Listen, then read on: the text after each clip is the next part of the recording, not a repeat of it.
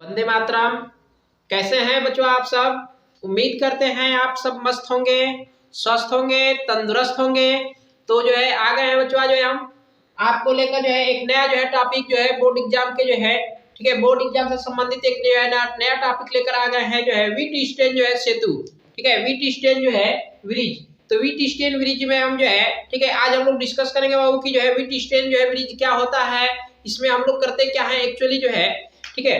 तो देखिए हम आपको बता रहे हैं वीट स्टेन जो है सेतु क्या है। तो वीट स्टेन जो है सेतु की अगर हम बात करते हैं, तो वीट स्टेन जो है जो सेतु है ये बाबू जो है, ठीक है, किसी भी जो है मान ले रहे कोई एक वैद्युत अगर परिपथ है, तो उस वैद्युत परिपथ में बाबू जो है प्रतिरोध को जो है ज्ञात करने के लिए, किसको ज्ञात करने के लिए, प्रतिरोध को ज्ञात करने के लिए जो है इंग्लैंड के बाबू जो है रहने वाले एक वैज्ञानिक थे जिनका नाम था क्या, सैमुअल हंटर जो है, ठीक है, क्रिस्टी। सैमुअल जो है हंटर क्रिस्टी, ठीक है, सैमुअल हंटर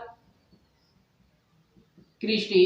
ये सैमुअल हंटर क्रिस्टी ने बाबू 1833 ईस्वी में, किसमें 1833 ईस्वी में बाबू जो है एक ब्रिज बनाया, और उस ब्रिज को बाबू जो है सबसे अगर लोकप्रियता अगर दी तो उस ब्रिज की लोकप्रियता बाबू किसने दिया था, तो इसको जो है दिया था जो है, ठीक है, वीट स्टेन ने। किसने दिया था? वीट जो है स्टोन, ठीक है, जिसको हम लोग जानते हैं वो वीट स्टेन जो है सेतु के नाम से।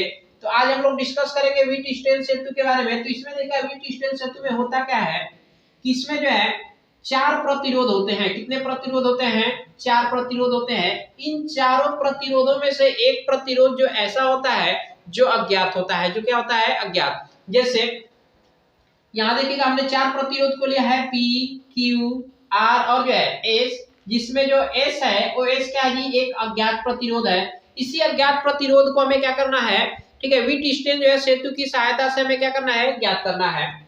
अब देखिए इसकी व्यवस्था क्रम कैसे होती है। तो इन चारों प्रतिरोधों को जो है श्रेणी क्रम में कुछ इस प्रकार से सजाते हैं कि इनसे एक जो है चतुर्भुज का निर्माण होता है। किसका निर्माण होता है? एक जो है चतुर्भुज का जो है निर्माण होता है। तो आप जानते हैं बच्चों कि चतुर्भुज के जो है 2 विकर्ण होंगे। चतुर्भुज के कितने विकर्ण होंगे? 2 विकर्ण। तो उस चतुर्भुज के 2 विकर्ण कौन कौन से है जी? तो पहला दिख रहा होगा वो जो है बी और जो है डी, दूसरा दिख रहा होगा ए और जो है सी। तो चतुर्भुज के जो है विकर्ण जो है बीडी के मध्य हम क्या करते हैं कि एक जो है धारामापी को जोड़ देते हैं। एक किससे जोड़ते हैं? धारामापी को। और चतुर्भुज के दूसरा जो विकर्ण बचता है एसी, इसके बीच में क्या करते हैं कि एक जो है सेल को जोड़ देते हैं। एक किससे जोड़ देते हैं? सेल को। जब इस सेल को वो जोड़कर धारा जो है प्रवाहित करते हैं। धारा क्या प्रवाहित करते हैं? मान रहे हैं कि इस जो है आई धारा को प्रवाहित कर रहे हैं। आई धारा क्या कर रहे हैं? प्रवाहित कर रहे हैं। तो आई धारा प्रवाहित करने पर आप यह देखेंगे कि बिंदु ए से जो है आप देखेंगे कि 2 पथ बनना है। एक पथ बनना है ए और जो है डी, दूसरा पथ बनना है ए और जो है बी। तो बिंदु ए से धारा जो है 2 दिशाओं में वो बट रही है। 2 दिशाओं में क्या हो रही है? बट रही है। एक जो है एडी और जो है दूसरा एबी। तो मान रहे हैं कि एबी में धारा जो है प्रवाहित हो रही है, ये I1 धारा प्रवाहित हो रही है। और जो बीडी है, एडी जो है, इस एडी में धारा मान रहे हैं कि कितना प्रवाहित हो रहा है? तो एडी में धारा जो है I2 जो है प्रवाहित हो रहा है। कितना प्रवाहित हो रहा है? I2। तब ये देखिएगा जो प्रतिरोध जो है P और Q है, प्रतिरोध P और Q है, तो ये प्रतिरोध P और Q क्या है बच्चा? एक जो है श्रेणी क्रम में जुड़ा हुआ है। किस क्रम में जुड़ा हुआ है? श्रेणी क्रम में। तो जितनी धारा आप जानते हैं कि श्रेणी क्रम में जो भी प्रतिरोध जुड़ा होता है, श्रेणी क्रम में जुड़े प्रतिरोधों में जो धारा होती है वो एक समान प्रवाहित होती है। क्या होती है? एक समान जो है प्रवाहित होती है। तो जब यहाँ धारा I1 प्रवाहित हो रही है तो यहाँ भी धारा कितनी प्रवाहित हो रही होगी? I1। जब यहाँ धारा जो नीचे भी आप देखेंगे कि ये भी श्रेणी क्रम में जुड़े हुए हैं, तो यहाँ भी जो है धारा कितनी प्रवाहित हो रही होगी? I2 प्रवाहित हो रहेगी। तब यहाँ से जो है, ठीक है, इस ब्रिज में ये बताया गया कि जब जो है धारा यहाँ से जो है अगर धारा को प्रवाहित किया जाए और ये धारा प्रवाहित होने के पश्चात वो जो है इस गैलेनोमीटर में लगा हुआ जो धारा मापी है, अगर इस धारा मापी में वो जो है, ठीक है, धारा मापी में अगर कोई विक्षेप उत्पन्न ना हो, मतलब उसमें जो है कांटा जो लगा हो रहता है गैलेनोमीटर में, अगर उस कांटे में कोई वो विक्षेप उत्पन्न ना हो, कांटा अगर वो जो है शून्य पर हो, तब हम कहेंगे कि ये पूरा का पूरा परिपथ कैसा है? संतुलित है। पूरा का पूरा परिपथ क्या है? संतुलित है। जब पूरा का पूरा परिपथ क्या होगा बच्चों, संतुलित होगा, तो संतुलित होने के केस में क्या होगा कि जो प्रतिरोध P होगा और प्रतिरोध जो R होगा, इन दोनों का जो रेशियो होगा, इन दोनों का जो रेशियो होगा, मतलब P और R का जो रेशियो होगा, P और R का जो रेशियो होगा वो जो है इक्वल होगा किसके, Q और S के जो है रेशियो के बराबर, Q और S के रेशियो के बराबर होगा। ठीक है, यही क्या है बच्चों, व्हीट स्टेन जो है सेतु का जो है सिद्धांत है, और इसकी सहायता से क्या करते हैं, किसी को जो है अज्ञात प्रतिरोध को ज्ञात करते हैं। तो यहाँ अज्ञात प्रतिरोध हम लोग क्या लिए हैं, S, तो S बराबर हो जाएगा क्या जी, S बराबर बोलिए, तो S बराबर हम लोग का हो जाएगा जी, S बराबर हो जाएगा R इंटू जो है Q बटा में जो है P।